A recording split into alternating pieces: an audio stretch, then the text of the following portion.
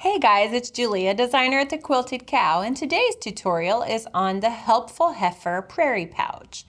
Before we begin, I'd like to thank my sponsors, Husqvarna Viking sewing machines and Creative Grids rulers, mats, and rotary cutters.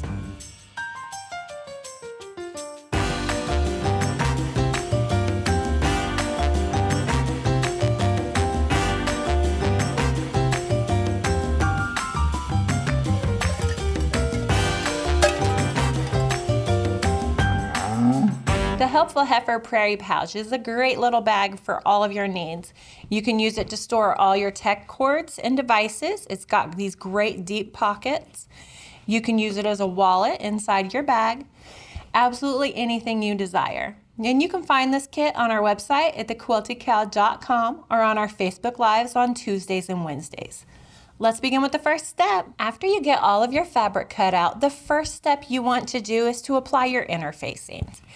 Now I'm going to apply my interfacing to the main or the outside of my bag first. You're going to repeat that same step for your pocket main, for your large and your small pockets. The next step we're going to do is we are going to curve our short side. So make sure it's taller than it is wide, and we're going to curve these top two corners.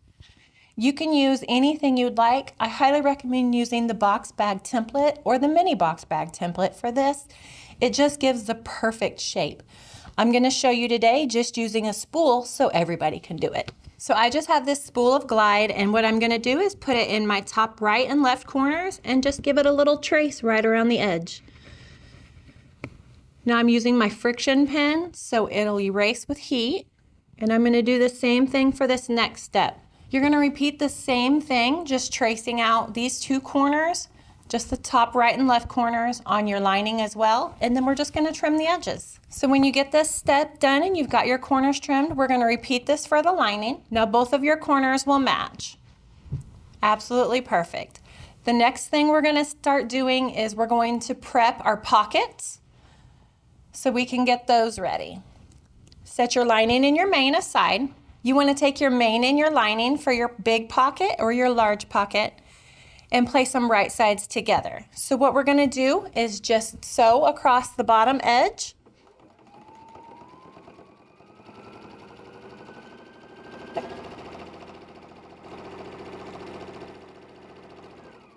Once you have your large pocket seams sewn, we're just going to press the fabrics away from each other, and then we are going to press it so that our seam is right along the top edge. Next, we're going to step to our machine and we're going to add a top stitch right here along the top of our seams.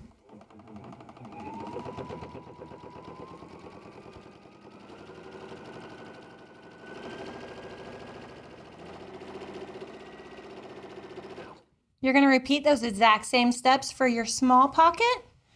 Once you get everything ready, we'll start assembly. What we're going to do is we're going to place our lining right side up on our work surface. The next piece is our large pocket, and we're just going to line it up so the sides and the bottom are nice and even.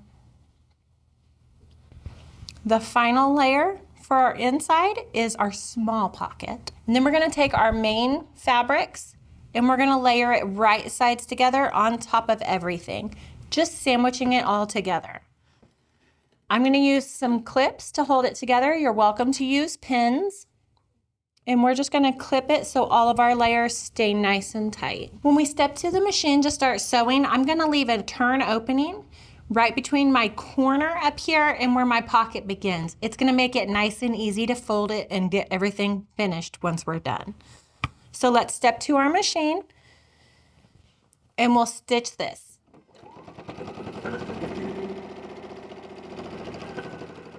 Now that I have sewn around my entire project, what I'm going to do next is I'm going to clip my corners.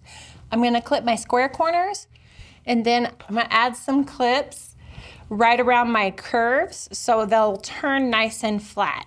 I'm just going to add a little snip every 1/8 inch or so just to help everything lay smooth. Once you have those all done, we're going to turn our project right side out. Okay, once we get it turned right side out, what we're going to do next is fold this edge under. And we're going to press it so it's nice and smooth. Once you get it all nice and pressed and everything's tucked under, we are going to add a top stitch up the left side, around the top, and then down the right side. We're going to leave this bottom edge open. It makes it easier for our pockets to poof out.